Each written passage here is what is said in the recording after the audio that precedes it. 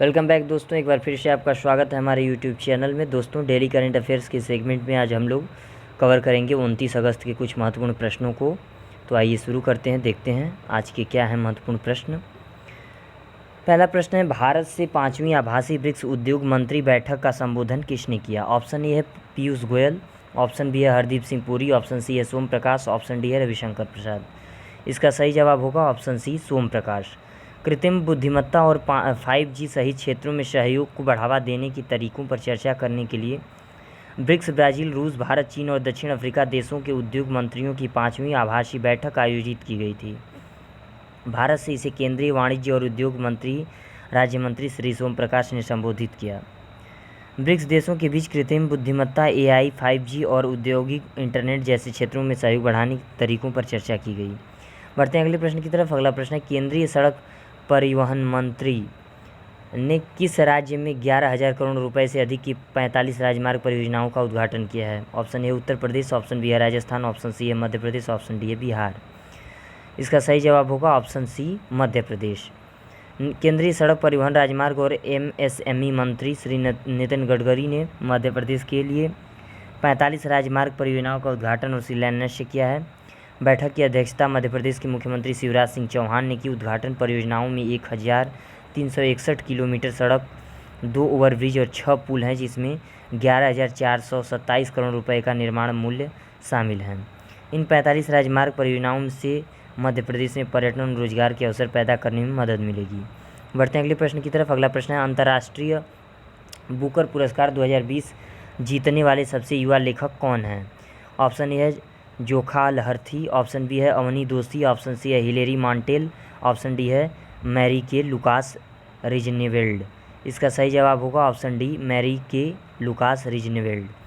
Mary के Lucas रिजनवेल्ड 29 वर्षीय अंतर्राष्ट्रीय बुकर पुरस्कार 2020 जीतने वाले सबसे कम उम्र के लेखक बन गए हैं। उन्होंने उनके पहले उपन्यास द डिस्कमोर्ट ऑफ इवनिंग के लिए अंतर्राष्ट्रीय बुकर पुरस्कार 2020 जीता है। वह एक डच लेखिका हैं और उन्होंने इसे डच भाषा में लिखा है। इसका अनुवाद डच से अंग्रेजी में मिशेल हैचिसन ने किया है। इस पुरस्कार के तहत $66,000 का नगद पुरस्कार दोनों को बराबर पहचान देने के लिए लेखक और अनुवादक के बीच समान रूप से विभाजित किया जाएगा। उपन्यास द डिस्कम ऑफ इवनिंग ने पहले ही सम्मानित ANV डेब्यू पुरस्कार जीता था। बढ़ते हैं अगले प्रश्न की तरफ। अगला प्रश्न है, दुनिया के सबसे बड़े और सबसे तेज़ हाइब्रिड क्वांटम कंप्यूटर के निर्माण के लिए IIT एलुमिनाई परिषद ने किस देश के साथ साझेदारी की है? Option A Israel, option B है रूस, ऑप्शन सी है जापान, ऑप्शन डी है फ्रांस। इसका सही जवाब होगा ऑप्शन बी रूस। भारत ने प्रौद्योगिकी संस्थान के पूर्व छात्रों ने आत्मनिर्भर भारत के उद्देश्य से रूसी राज्य की स्वामित्व वाली कंपनियों रोसॉफ्ट और लोमोनोसोव मॉस्को टेस्ट यूनिवर्सिटी के साथ भारत में दुनिया का सबसे बड़ा और सबसे तेज़ हाइब्रिड क्वांटम कंप्यूटर बनाने के लिए एक समझौते पर हस्ताक्षर किए हैं। यह समझौता रूस से IIT पूर्व छात्रों के लिए महत्वपूर्ण प्रौद्योगिकी को प्राप्त करने और स्थानांतरित करने का लक्ष्य है। बढ़ते हैं अगले प्रश्न की तरफ। अगला प्रश्न है, क्रिकेट द्रोण नामक पुस्तक भारत के निम्नलिखित में से किस कोच पर आधारित है? ऑप्शन ए है संजय बांगर, ऑप्शन बी है रवि शास्त्री, ऑप्शन सी है वासुदेव जगन्नाथ परंजपे, ऑप्शन डी है अनिल कुंबले। इसका सही जवाब ऑप्शन सी होगा वासुदेव जगन्नाथ परंजापे। प्रसिद्ध कोच वासुदेव जगन्नाथ परंजापे अथवा वासु परंजपे पर लिखी गई पुस्तक क्रिकेट द्रोण का 2 सितंबर 2020 को विमोचन किया जाएगा। यह पुस्तक वासुदेव जगन्नाथ परांजपे के बेटे और वर्तमान राष्ट्रीय चयनकर्ता जतिन परांजपे के साथ मिलकर क्रिकेट पत्रकार आनंद वासु द्वारा लिखी गई है और इसे पेंगुइन द्वारा प्रकाशित किया गया है। पुस्तक के बारे में इस पुस्तक में गावस्कर, तेंदुलकर, राहुल द्रविड़ और रोहित शर्मा जैसे भारत के महान क्रिकेटरों के करियर को आगे बढ़ाने में परांजपे के प्रभाव के बारे में बताया गया है। बढ़ते हैं अगले प्रश्न की तरफ। अगला प्रश्न है, किस बैंक ने भारतीय युवाओं के लिए लिबर्टी सेविंग्स अकाउंट सेवा की शुरुआत की है? ऑप्शन ए है एक्सिस बैंक, ऑप्शन बी है भारतीय स्टेट बैंक, ऑप्शन सी है Indian overseas bank, option D है यूनियन बैंक ऑफ इंडिया। इसका सही जवाब होगा option A axis bank.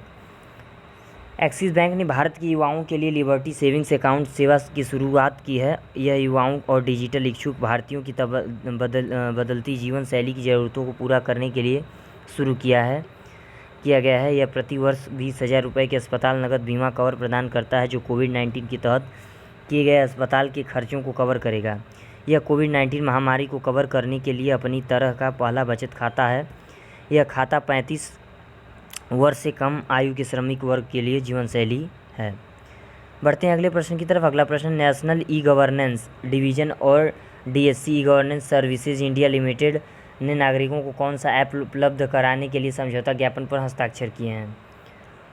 Option A है माई गॉव, ऑप्शन बी है उमंग, ऑप्शन सी है आयकर सेतु, ऑप्शन डी है एम कवच। इसका सही जवाब होगा ऑप्शन बी उमंग। राष्ट्रीय ई गवर्नेंस डिवीजन NEGD और CAC common service centre e governance services India limited के बीच 3.75 लाख CS के नेटवर्क के माध्यम से नागरिकों को उमंग ऐप पर सेवाएं उपलब्ध कराने के लिए एक समझौता ज्ञापन पर हस्ताक्षर किए गए हैं। CAC ऑपरेटर्स ग्रामीण स्तर के उद्यमी VLE उमंग ऐप के माध्यम से नागरिकों को 140 विभागों की ई गवर्नेंस सेवाओं का लाभ उठाने के लिए नागरिकों को सक्षम बनाएंगे। बढ़ते हैं अगले प्रश्न की तरफ। अगला प्रश्न है, नीति आयोग द्वारा आभासी तौर पर लॉन्च किए गए NDC-TIA भारत घटक का लक्ष्य क्या है? ऑप्शन ए है वाहनों की संख्या में वृद्धि, ऑप्शन बी है परिवहन विकार्बन, ऑप्शन सी है ईंधन की गतिशीलता में वृद्धि, ऑप्शन डी है अधिक सड़कों का निर्माण। इसका सही जवाब होगा ऑप्शन बी परिवहन विकार्बन। नीति आयोग ने राष्ट्रीय स्तर पर दृढ़ सहयोग NDC एशिया के लिए परिवहन पहल TIA भारत घटक की आभासी रूप से शुरुआत की है। कार्यक्रम के अंतर्गत इलेक्ट्रिक गतिशीलता पर विशेष ध्यान केंद्रित किया जाएगा, जिसके लिए परिवहन और ऊर्जा क्षेत्रों के संयोजन की आवश्यकता होगी। यह विभिन्न मंत्रालयों, अंतर्राष्ट्रीय विकास संगठनों, नीति निर्धारण संगठनों, सार्वजनिक और निजी संगठन से भी पार क्षेत्रीय दक्षता प्राप्त करेगा। बढ़ते हैं अगले प्रश्न की तरफ। अगला प्रश्न है, किस मंत्रालय ने DGNCC मोबाइल ऐप लॉन्च किया है? ऑप्शन ए है आयुष मंत्रालय, ऑप्शन बी है स्वास्थ्य और परिवार कल्याण मंत्रालय, ऑप्शन सी है रक्षा मंत्रालय, ऑप्शन डी है शिक्षा मंत्रालय। इसका सही जवाब होगा ऑप्शन सी रक्षा मंत्रालय। रक्षा मंत्री श्री राजनाथ सिंह ने directorate general national cadet corps DGNCC mobile प्रशिक्षण ऐप लॉन्च किया है। मोबाइल एप्लीकेशन भारत भर में NCC कैडेटों के देशव्यापी ऑनलाइन प्रशिक्षण के संचालन में सहायता करेगा। एप्लीकेशन NCC कैडेटों को डिजिटल तरीके से सीखने में मदद करेगा। DGNCC मोबाइल प्रशिक्षण ऐप का उद्देश्य NCC कैडेटों को एक प्लेटफॉर्म पर समस्त प्रशिक्षण सामग्री उपलब्ध कराना है। बढ़ते हैं अगले प्रश्न की तरफ। अगला प्रश्न है, संस्कृति मंत्रालय ने भारतीय पुरातत्व सर्वेक्षण के कितने नए सर्कलों की घोषणा की है? ऑप्शन ए है 8, ऑप्शन बी है 6, ऑप्शन सी है 9, ऑप्शन डी है 7। इसका सही जवाब होगा ऑप्शन डी 7। केंद्रीय संस्कृति एवं पर्यटन राज्य मंत्री स्वतंत्र प्रभार श्री प्रहलाद सिंह पटेल ने भारतीय पुरातत्व सर्वेक्षण के 7 नए सर्कलों की घोषणा की है। ये नए सर्कल भारत के 7 अलग अलग राज्यों अर्थात उत्तर प्रदेश, मध्य प्रदेश, गुजरात, तमिलनाडु और कर्नाटक में बनाए गए हैं। 7 नए सर्किलों के अलावा मंत्री ने भी यह कहा कि कर्नाटक में हम्पी मिली सर्कल को एक पूर्ण विकसित सर्कल में बदल दिया गया है। 7 नए सर्कलों की सूची उत्तर प्रदेश में झांसी, उत्तर प्रदेश में मेरठ, मध्य प्रदेश में जबलपुर, गुजरात में राजकोट, पश्चिम बंगाल में रायगंज, तमिलनाडु में त्रिची, कर्नाटक में हम्पी। दोस्तों, ये वीडियो यहीं समाप्त होती है। वीडियो कैसी लगी कमेंट बॉक्स में जरूर बताएं। वीडियो पसंद आई तो लाइक करें, शेयर करें, सब्सक्राइब करें। धन्यवाद।